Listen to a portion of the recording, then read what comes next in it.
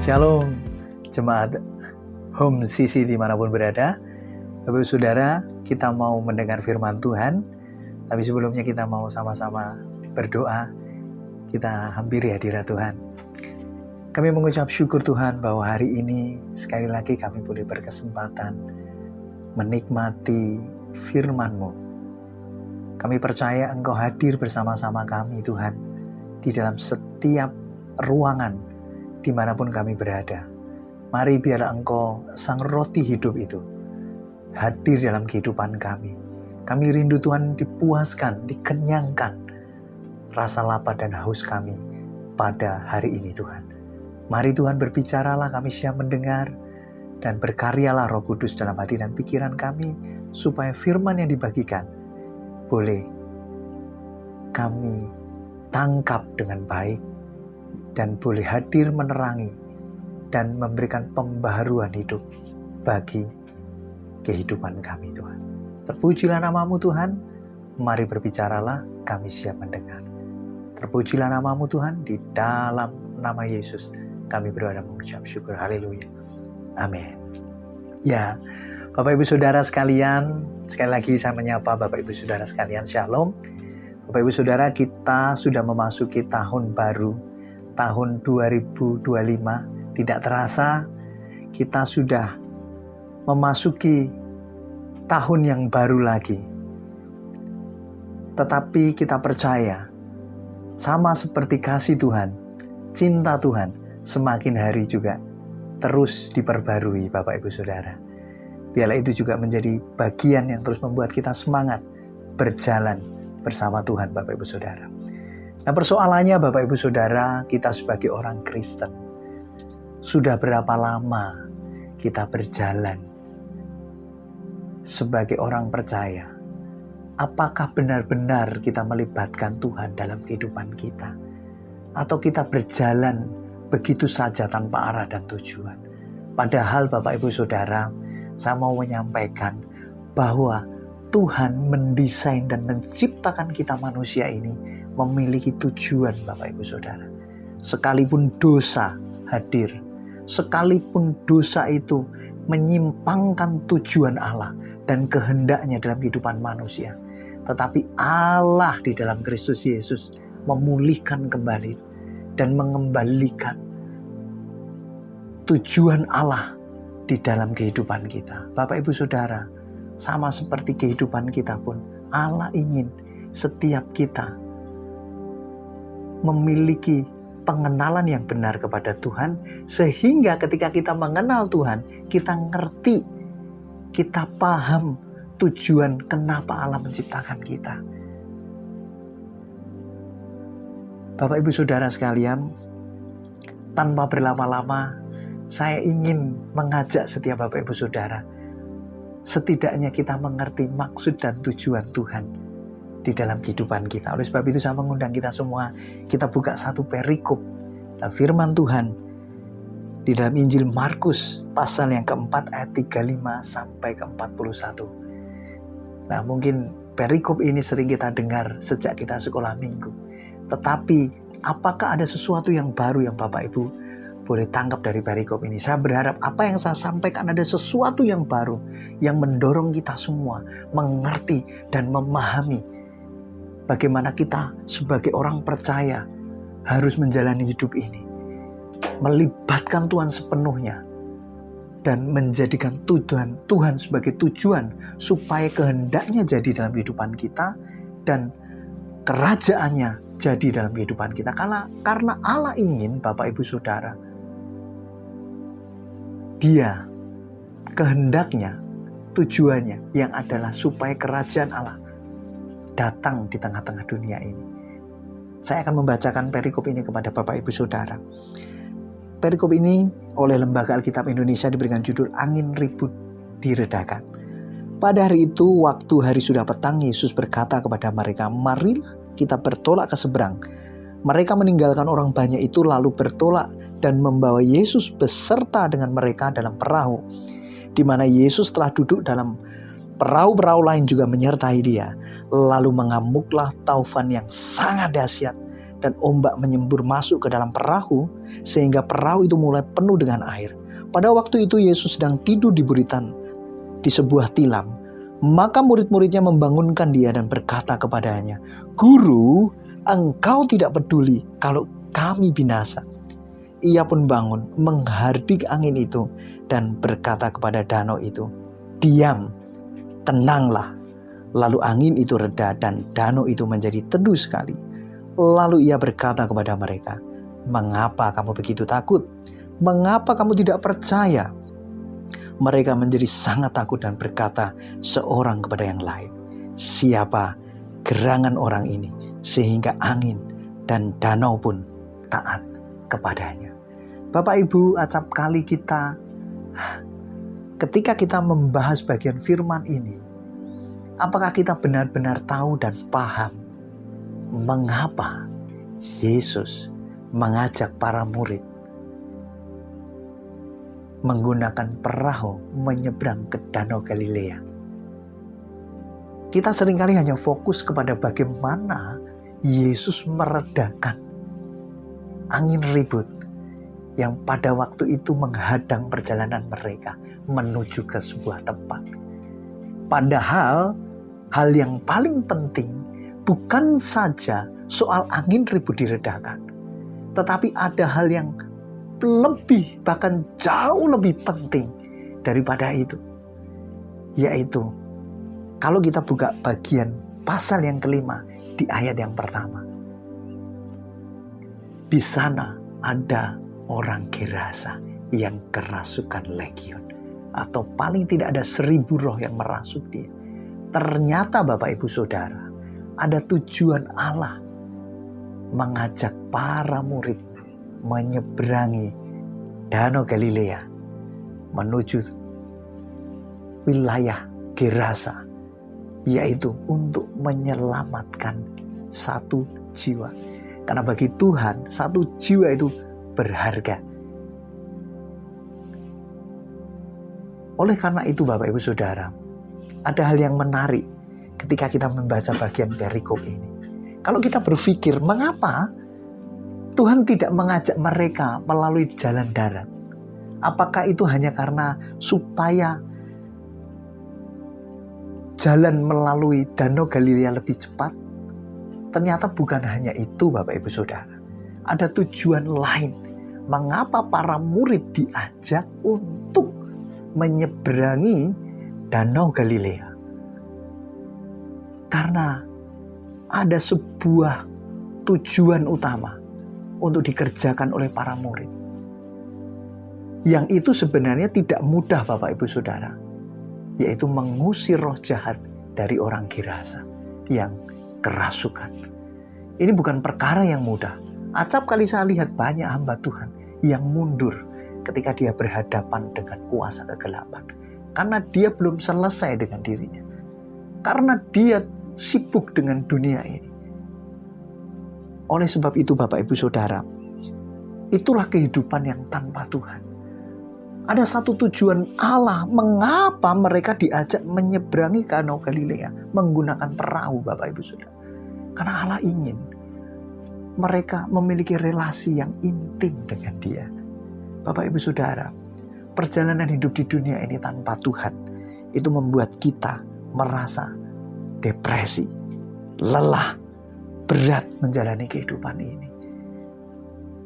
Percayalah Bapak Ibu Saudara, kehidupan yang tanpa Tuhan itu sangat rumit. Kehidupan yang tanpa Tuhan itu dipenuhi dengan kekhawatiran, ketakutan, depresi yang berat. Oleh sebab itu bagaimana mungkin seorang yang mengalami kehidupan yang penuh dengan kekhawatiran, ketakutan, dia dapat melepaskan seseorang dari belenggu kuasa jahat.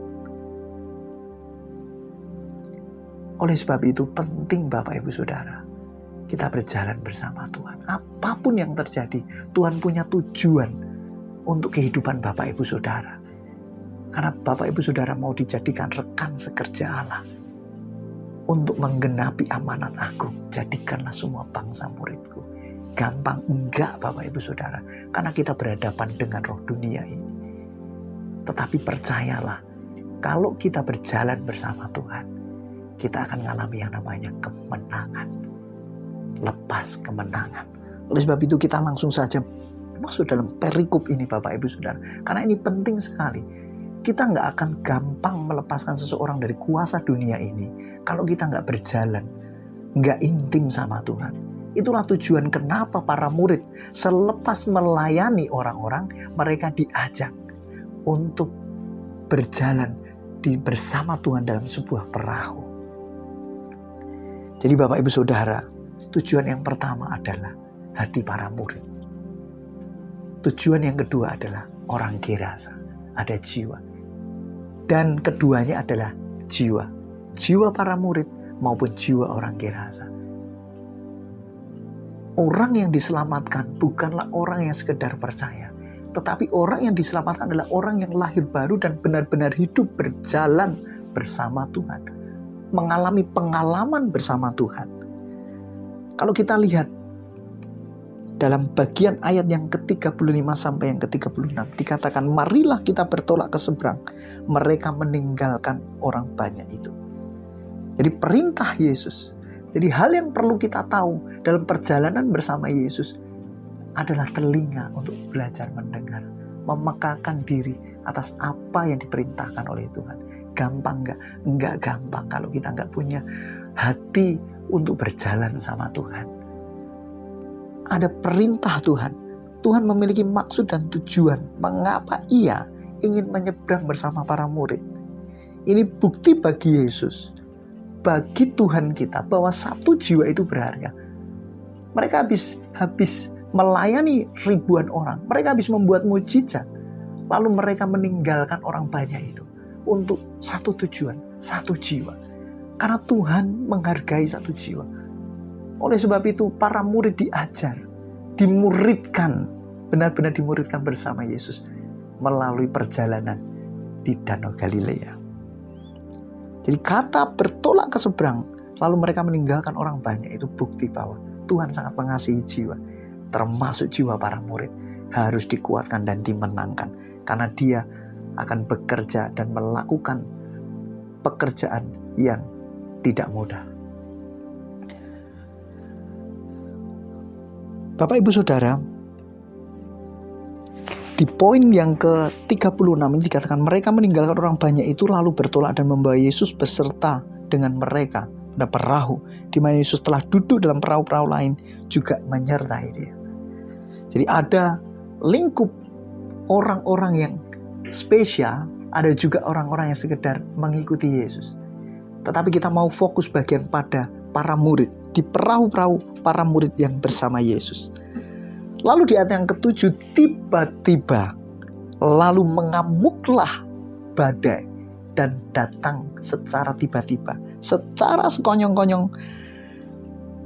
Taufan yang sangat dahsyat itu datang dan membuat ombak menyembur masuk ke dalam perahu, sehingga perahu itu mulai penuh dengan air. Bapak Ibu Saudara, perjalanan bersama Tuhan tidak pernah menjanjikan sebuah perjalanan yang mulus.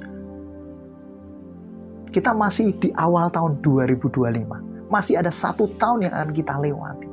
Ketika kita berjalan bersama Tuhan tidak pernah menjanjikan bahwa perjalanan itu selalu mulus, enak, nyaman.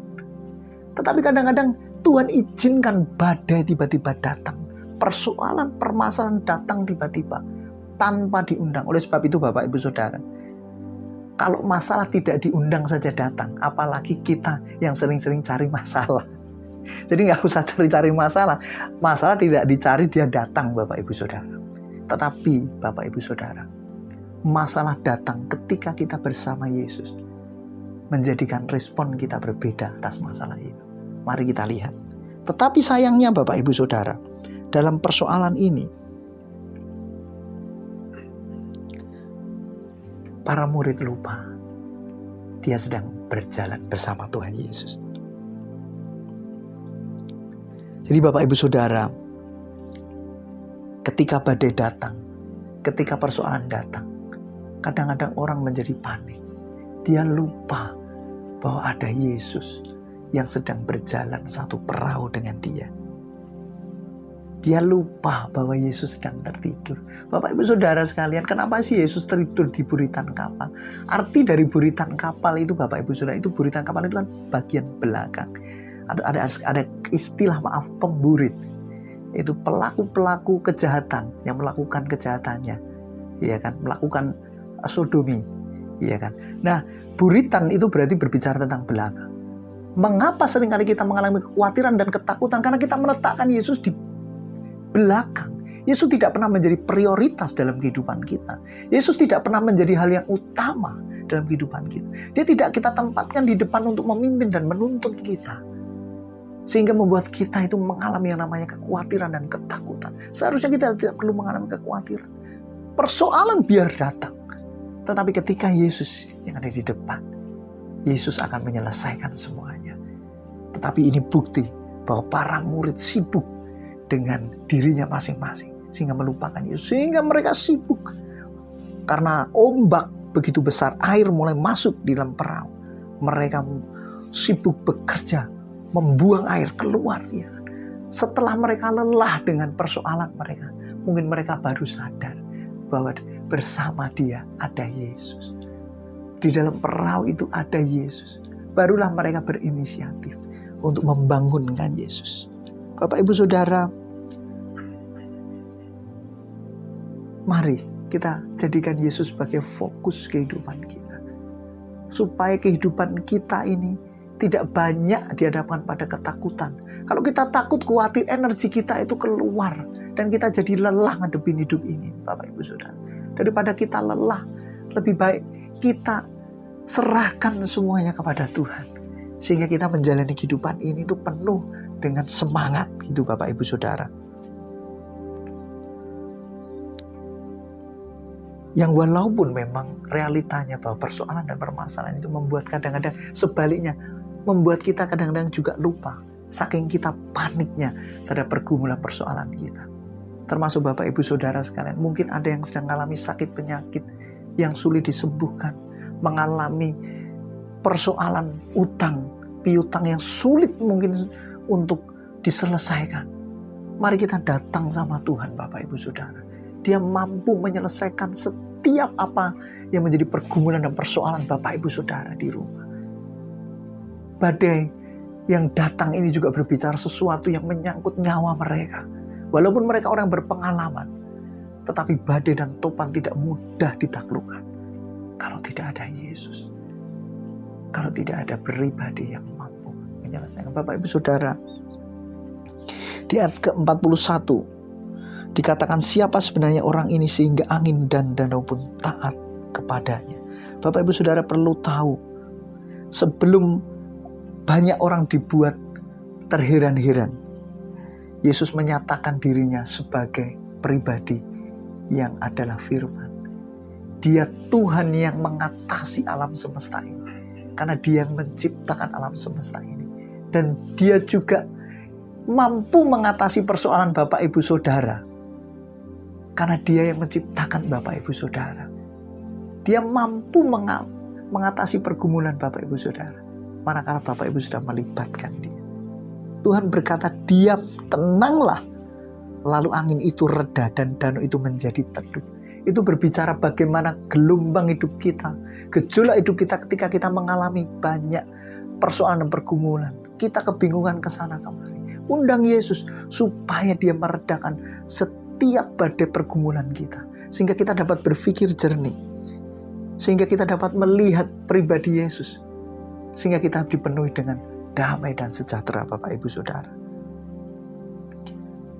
Ini hal yang sangat penting sekali bagi kita semua, Bapak Ibu Saudara. Karena perjalanan bersama Yesus membuat kita mengalami kemenangan. Bukan hanya sekedar pengalaman kemenangan terkait dengan hal-hal di luar kita, tetapi secara khusus memenangkan diri kita. Memenangkan kedagingan kita. Menekan kedagingan kita dan memenangkan manusia rohani kita. Karena perjalanan bersama Yesus berbicara tentang kehidupan yang memang akan berlawanan dengan roh dunia ini. Kalau kita tidak siap dan hidup kita tidak dimenangkan di dalam Kristus, dan tidak kita berikan, kita serahkan kepada Dia, kita akan mengalami kesulitan mengemban tugas kita, mewartakan Injil. Bapak Ibu Saudara, tanda bukti bahwa Yesus itu hadir dalam hidup kita, yaitu ketika kita memiliki keberanian melangkah, menjalani setiap pelayanan-pelayanan kita, termasuk mengusir setan. Karena ini penting sekali. Oleh sebab itu, banyak orang menjadi heran. Siapakah dia? Bukankah ini juga bagian dalam pekabaran Injil? Ketika kita hadir dan mendemonstrasikan kuasa Tuhan. Kuasa Tuhan dapat didemonstrasikan ketika Dia hadir bersama kita. Kuasanya adalah kuasa yang menciptakan langit dan bumi. Itu yang akan didemonstrasikan oleh setiap kita. Karena setiap orang yang akan memberitakan Injil dalam Kisah Para Rasul 1 ayat ke-8, dia akan memberikan kuasa. Kata dunamos di sana ada sebuah energi kuasa yang juga dipakai untuk menciptakan alam semesta ini, Bapak Ibu Saudara. Artinya ketika Bapak Ibu Saudara menjalankan tugas, mewartakan kabar baik, Bapak Ibu Saudara dengan sedang disertai oleh kuasa ilahi yang menciptakan alam semesta ini. Bagaimana mungkin roh jahat tidak takut? Maka ketika Yesus dan para murid menginjakkan di wilayah Gerasa, setan itu tidak perlu diusir. Dia sudah merasa takut dan dia harus berpindah tempat kepada babi-babi. Itu berbicara konsekuensi. Tetapi kita tidak berbicara di sana. Kita kembali pada perikop ini. Bahwasanya mari Bapak Ibu Saudara, keterlibatan Yesus aktif dalam kehidupan kita ini sangat penting sekali.